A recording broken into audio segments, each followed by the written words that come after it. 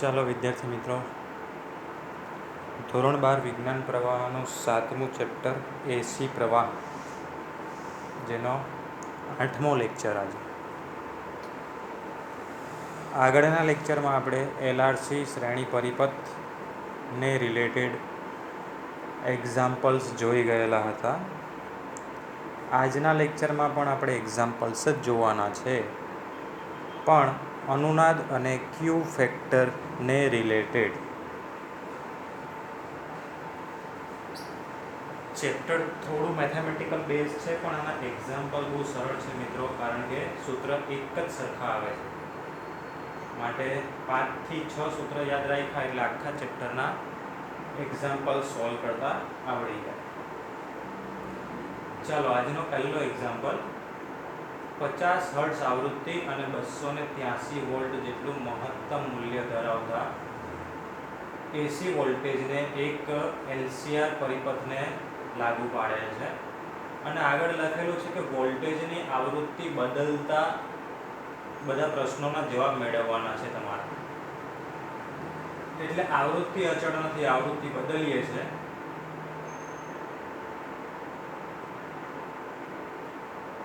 અહીંયા આપણને મહત્તમ મૂલ્ય આપેલું છે વોલ્ટેજનું, એટલે કે Vm આપેલું છે, VRMS નથી આપ્યું. બરાબર. આની ગઈકાલે આપણે ચર્ચા કરી જ ગયેલા હતા કે તમને કઈ રીતે રકમ આપશે. જો આવી રીતે ચોખવટ ના કરે તો એ VRMS આપેલું કહેવાય, અને લખી દે કે ભાઈ મહત્તમ મૂલ્ય, તો એ તમને Vm આપેલું કહેવાય. ચાલો, ઇન્ડક્ટન્સ, અવરોધ અને કેપેસિટન્સની વેલ્યુ અહીંયા આપી દેવામાં આવેલી છે. સૌપ્રથમ તમારે પ્રશ્નમાં શોધવાનું છે કે અનુનાદ આવૃત્તિ. શું શોધવાનું છે? અનુનાદ આવૃત્તિ. તો અનુનાદ આવૃત્તિનું સૂત્ર છે ω0 1/√LC. બરાબર છે. આ તમારી અનુનાદ કોણીય આવૃત્તિનું સૂત્ર છે, પણ તમારે અનુનાદ આવૃત્તિ શોધવાની હોવાથી ઓમેગાની જગ્યાએ શું મૂકવાનું? 2πf મૂકવાનું. શું મૂકવાનું? 2πf. અને પછી કોને સૂત્રનો કરતા બનાવવાનો? તો f ને સૂત્રનો કરતા બનાવવાનો, એટલે સૂત્ર આ આવશે. હવે આમાં L અને C ની વેલ્યુ જે આપેલી છે તે મૂકી દો, એટલે તમારો જવાબ આવી જશે. ત્યારબાદ એવું પૂછેલું છે કે અનુનાદ સમયે ઇમ્પિડન્સ. હવે અનુનાદની થિયરી આવડતી હોય તો બહુ સહેલું થઈ જાય કે અનુનાદ ક્યારે થાય કે જ્યારે ઇમ્પિડન્સમાં ω L અને 1/ωc ની વેલ્યુ સરખી થઈ જાય. એટલે આ બંને સરખા થાય એટલે આ પદ 0, એટલે અનુનાદ વખતે ઇમ્પિડન્સમાં માત્ર કઈ ટર્મ રહી જાય? અવરોધવાળી ટર્મ રહી જાય, એટલે r ના વર્ગનું વર્ગમૂળ, એટલે r જ આવે. એટલે z બરાબર r, એટલે સીધો 3 ઓહ્મ આવશે. તમારો ઇમ્પિડન્સ કેટલા ઓહ્મ આવશે? 3 ઓહ્મ. બહુ સરળ. ત્યારબાદ અનુનાદ સમયે પ્રવાહ શોધવાનો છે, એટલે IRMS VRMS/Z. પણ VRMS નથી આપ્યું આપણને. શું આપ્યું છે? V maximum.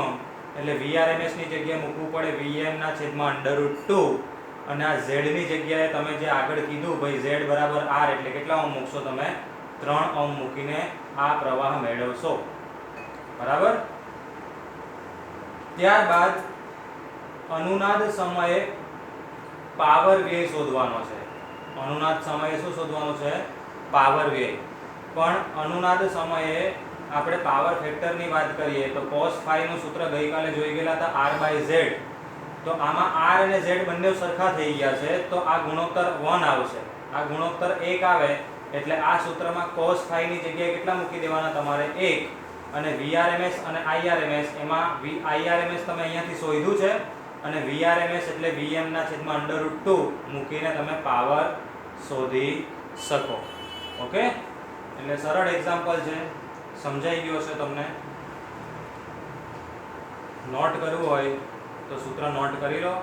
ગણતરી તમારા માટે બાકી રાખી છે.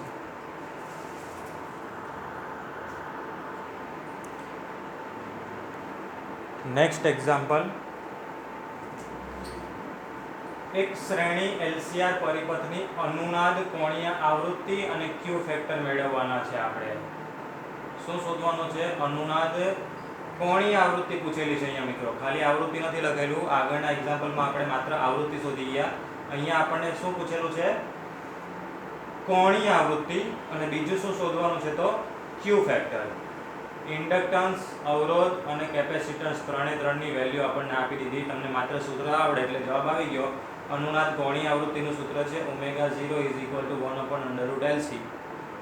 હવે તમારે કોણીય આવૃત્તિ શોધવાની છે એટલે ω0 શોધવાનું છે એટલે 2πf મૂકવાની કોઈ જરૂર નથી. આમાં ખાલી L અને C ની વેલ્યુ મૂકીને વર્ગમૂળ લઈ લેજો એટલે જવાબ તમારો આવી ગયો. અને Q ફેક્ટરનું સૂત્ર આવડે તો 1/√L/C. LCR ત્રણની વેલ્યુ છે, માત્ર કિંમતો મૂકો એટલે જવાબ આવી જશે તમારો. એટલે ઈઝી એક્ઝામ્પલ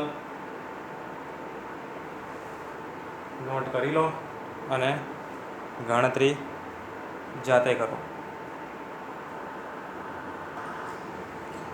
નેક્સ્ટ એક્ઝામ્પલ, બદલી શકાય તેવી આવૃત્તિ અને કેટલા 200 વોલ્ટેજ એસી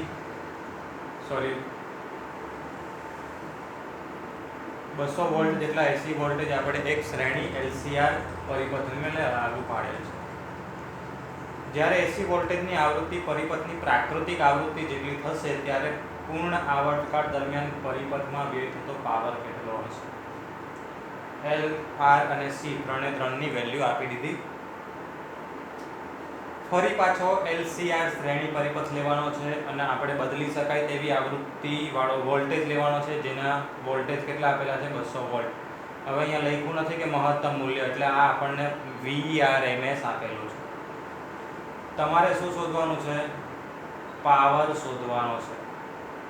આખા આવર્તકાળ દરમિયાન એટલે કે એક ચક્ર દરમિયાન શું શોધવાનો છે? પાવર. અને ક્યારે? તો એસી વોલ્ટેજની આવૃત્તિ એ પરિપથની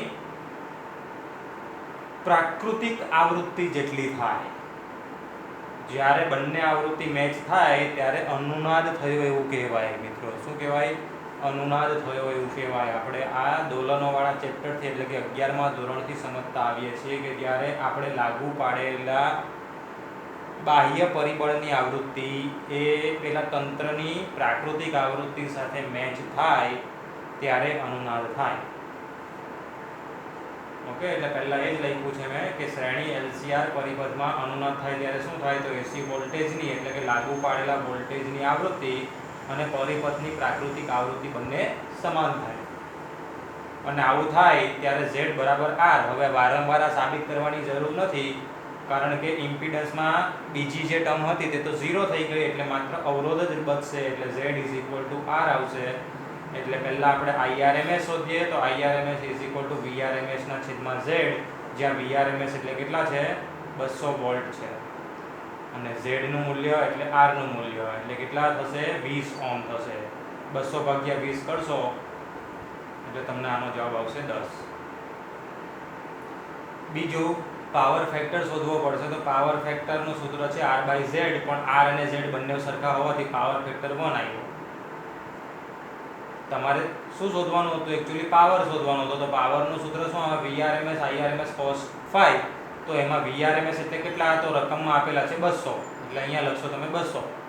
IRMS એટલે પહેલા જ મેળવી લીધા છે અહીંયા 10, એટલે ગુણ્યા 10, અને cos phi એટલે 1.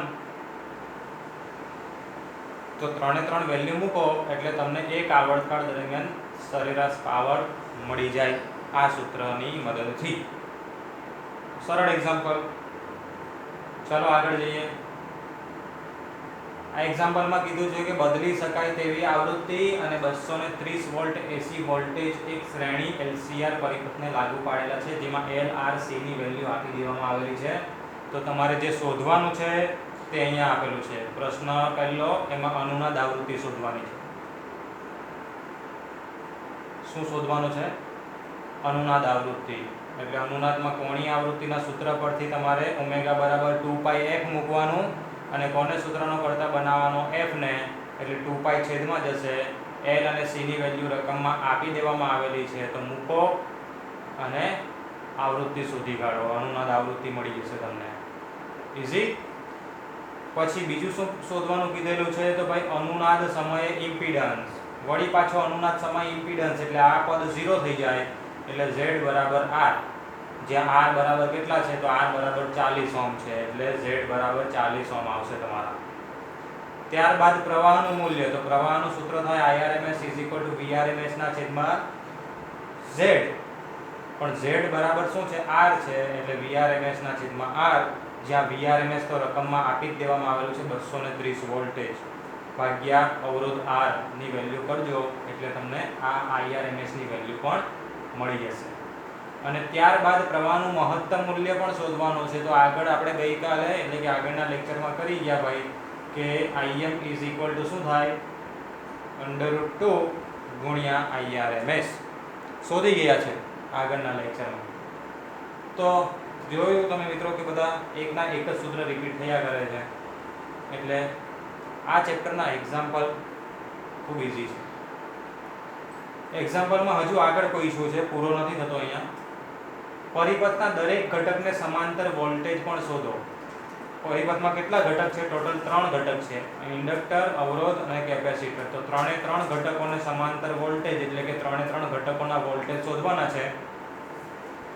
આગળના લેક્ચરમાં શીખી ગયા તે રીતે કે ઓહમના નિયમ પ્રમાણે V IR, પણ અહીંયા પ્રવાહ એટલે Irms ગુણ્યા અવરોધ હોય તો R, જો ઇન્ડક્ટરના વોલ્ટેજ હોય તો XL અને કેપેસિટરના વોલ્ટેજ હોય તો XC. XL = L મૂકવું પડે અને XC બરાબર 1/ωc મૂકવું પડે. અને આમાં પાછું ω 2πf મૂકો.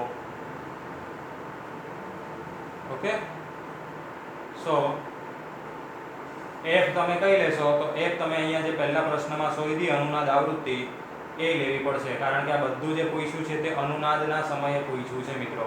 એટલે તમારે અહીંયા f ની જગ્યાએ રકમમાં નથી આવી, પણ જે તમે પહેલા પ્રશ્નમાં અનુનાદ આવૃત્તિ શોધી f ની જગ્યાએ અનુનાદ આવૃત્તિ મૂકવાની.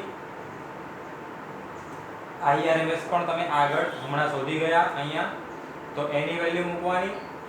C અને L રકમમાં આપેલા છે, 2π તો ખબર જ હોય આપણને, એટલે તમને આ ત્રણે 3 વોલ્ટેજ મળી જશે કે ભાઈ અવરોધના બે છેડા વચ્ચેના વોલ્ટેજ કેટલા છે, ઇન્ડક્ટરમાં વોલ્ટેજ કેટલા છે અને કેપેસિટરના વોલ્ટેજ કેટલા છે. ઓકે, ત્યારબાદ એક ચોખવટ કરી લઈએ કે અનુનાદ સમયે ઇન્ડક્ટરનો રિએક્ટન્સ અને કેપેસિટરનો રિએક્ટન્સ સરખા હોવાથી અને ઇન્ડક્ટર અને કેપેસિટરના વોલ્ટેજ વિરુદ્ધ કડામાં હોવાથી જો તમે અહીંયા VL અને VC નો સરવાળો કરો તો 0 મળે. કેમ? બંનેમાં કડા તફાવત હોવાનો લગભગ 180 ડિગ્રીનો. કારણ કે એક ના 90 ડિગ્રી આગળ હોય તો એક 90 ડિગ્રી પાછળ હશે, એટલે ટોટલ બંને વચ્ચેનો કડા તફાવત કેટલો થવાનો? 180, એટલે વિરુદ્ધ કડામાં થવાના. એટલે એક પ્લસ આવશે તો એક માઇનસ આવશે. બરાબર છે? આ બેમાંથી કોઈ પણ એક પ્લસ હોય તો બીજું માઇનસ હોય. હવે તમે કિંમત શોધશો ત્યારે પ્લસ માઇનસ નહીં આવે, કારણ કે તમને આ L અને F અને Irms ની વેલ્યુ મૂકવાથી ખ્યાલ નહીં આવે. એ તો આપણે શ્રેણી પરિપથમાં યાદ કરવું પડે કે ભાઈ ઇન્ડક્ટરના વોલ્ટેજ આગળ હતા કે કેપેસિટરના વોલ્ટેજ આગળ હતા. એ પ્રમાણે જે ધન y અક્ષ પર આવતો હશે તે પ્લસ અને જે ઋણ y અક્ષ પર આવતો હશે તે ઋણ. એ પ્રમાણે કરો, પણ અહીંયા મૂલ્ય સરખા હશે એ તમને ખબર પડશે. તમે જ્યારે પણ ગણતરી કરશો તો ઇન્ડક્ટરના વોલ્ટેજ અને કેપેસિટરના વોલ્ટેજની વેલ્યુ કેવી આવવાની? તમારી સરખી આવવાની. પણ કડા તફાવત 180 ડિગ્રી હોવાથી બંનેનો સરવાળો કેટલો થાય? 0 થશે. ઓકે, સો પ્રશ્ન સમજાયો હશે મિત્રો તમને? આ એક દાખલો આપ્યો છે જેમાં અલગ અલગ 4-5 પ્રશ્ન પૂછ્યા છે. પહેલા અનુનાદ આવૃત્તિ શોધો, ત્યારબાદ ઇમ્પિડન્સ શોધો. ક્યારે શોધો? તો અનુનાદ સમયે જ શોધવાનો છે. પછી પ્રવાહનું મૂલ્ય પણ અનુનાદ સમયે, પ્રવાહનું મહત્તમ મૂલ્ય શોધો અને દરેક ઘટકને સમાંતર વોલ્ટેજ પણ શોધો. અને વળી પાછું એ પણ જણાવો કે ઇન્ડક્ટર અને કેપેસિટરના વોલ્ટેજનો બેઝિક સરવાળો કેટલો થાય છે. એવો પણ પ્રશ્ન હોવો જોઈએ આમાં, તો જ અહીંયા મેં લખ્યો હશે. બરાબર? મે બી આ વધારાના સ્વાધ્યાયમાં હોઈ શકે. આપણે બધી ચર્ચાઓ પછીથી કરશું. હમણાં તો આપણે કન્સેપ્ટ વાઇઝ બધું જ શીખવાનું રાખવાનું મિત્રો, કારણ કે જી અને નીટમાં એવું નથી તમને જોવાના કે ભાઈ તમારા સિલેબસ આ વખતે કોરોનાને કારણે ઘટી ગયો છે ને વગેરે વગેરે. એ લોકો તો કન્સેપ્ટ વાઇઝ બધું જ પૂછશે, એટલે આપણને તો જેટલું આવડે એટલું બેનિફિટ રહેશે. તો એ બધી ચર્ચાઓ આપણે પછીથી કરી લઈશું. હવે ચેપ્ટરો પતવા જ આવ્યા છે આપણા. ભાગ 1 આખો પતી જશે હમણાં, અને અત્યાર સુધી મહેનત કરી જ છે તમે પણ. તો નેક્સ્ટ એક્ઝામ્પલ જોઈએ કે બદલી શકાય તેવી આવૃત્તિ અને 230 વોલ્ટેજ એસી વોલ્ટેજ સાથે શ્રેણી એલસીઆર પરિપથને લાગુ પાડેલા છે, જેમાં એલ, સી અને આર ની વેલ્યુ આપી દીધી છે.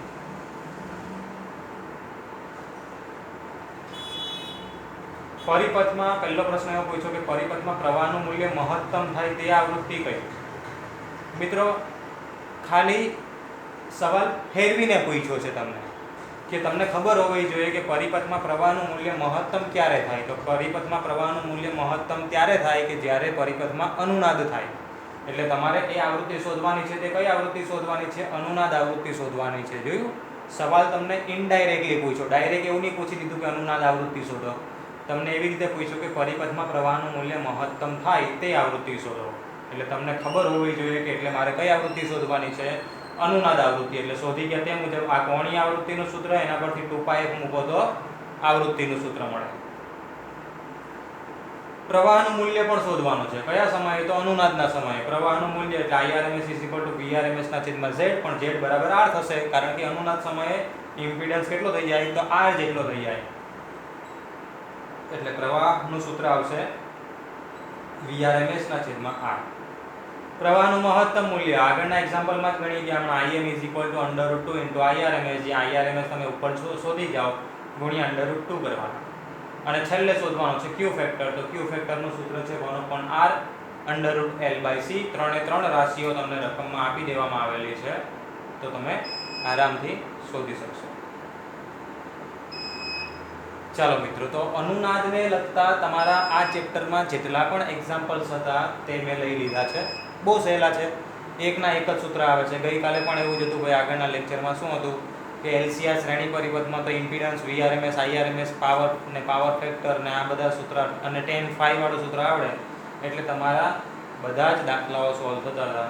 તો આજે પણ કંઈક એવું જ છે. અનુનાદના બધા દાખલાઓ એક જ પ્રકારના શું કહેવાય સૂત્રોની મદદથી તમે સોલ્વ કરી શકો છો.